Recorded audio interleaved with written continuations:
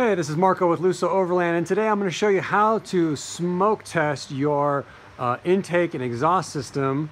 And this example is for a third gen 2001 to 2006 Mitsubishi Montero, although the concept is the same for every vehicle. But these third gen Monteros have so many vacuum lines, and they're also prone to exhaust manifold cracks, and there's just a lot that can go wrong when it comes to air leaks on these vehicles, and they can trigger a lot of different check engine lights, pretty much like so many different check engine codes that have to do with like evap or oxygen or running lean. All these different things can often be a vacuum leak. And another thing is that sometimes you won't get a check engine light, but you will be experiencing way worse fuel economy is a really good sign that you have a vacuum leak.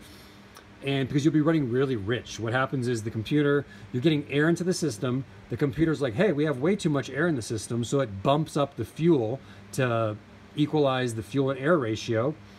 And so, yeah, you're just burning way more gas, getting really bad MPGs. That's usually a really good indicator, even if you don't have a check engine light.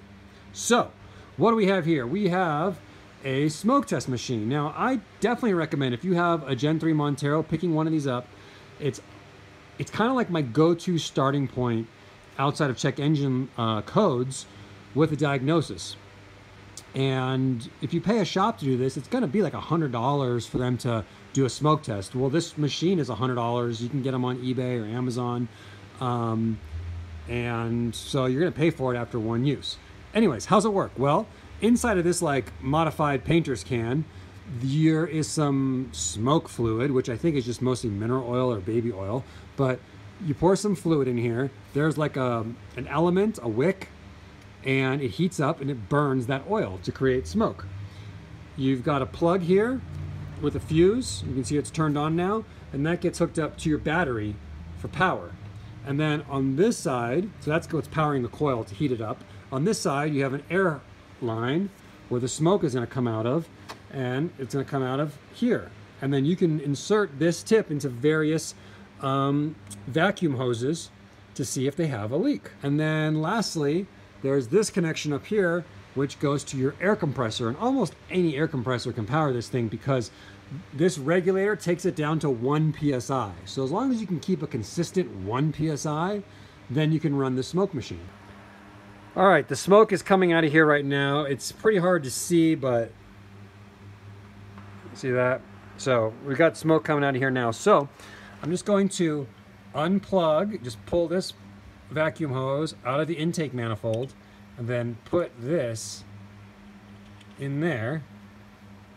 So you are filling up the intake manifold with smoke, and then you just walk around and use a flashlight to try and find any air, any leaks, any air leaks where smoke is coming out of the intake manifold. So all these different connections all along that vacuum line down there. Just go all around the whole thing, seeing if smoke is coming out. The most common culprit is the butterfly, the variable intake valve assembly. Let me get you down in here. Okay, you see that like that bushing, that yellow bushing right in the center of the screen with the nut on the end? That is where the butterfly assembly, the variable intake assembly, comes out. And after about 100,000 miles, pretty much all these Gen 3 Monteros have a leak there because the O-ring shrinks. So that's a real common place if you're getting bad fuel economy to check to see if smoke is coming out. You can also, and just so for reference, it attaches to this vacuum, these bellows. Like this puts vacuum on these bellows to move that rod that controls the butterfly. So just follow this down to find that bushing. That's a real common place. And another way you can kind of test it is just get some like WD-40 or a spray bottle with water, and just as the vehicle's running, right now the vehicle's not running, to do the smoke test, just spray down on there. And if you feel the engine, if you hear it like stumble, then you know you've got a leak there because it sucked in that fluid into the combustion process. So that's another way to check, but the smoke test is a little bit more precise, I think. Yeah, so that's it. That's how you smoke test your intake, and you can try various parts of the intake. Like I like to use that side right there, but then if you wanted to check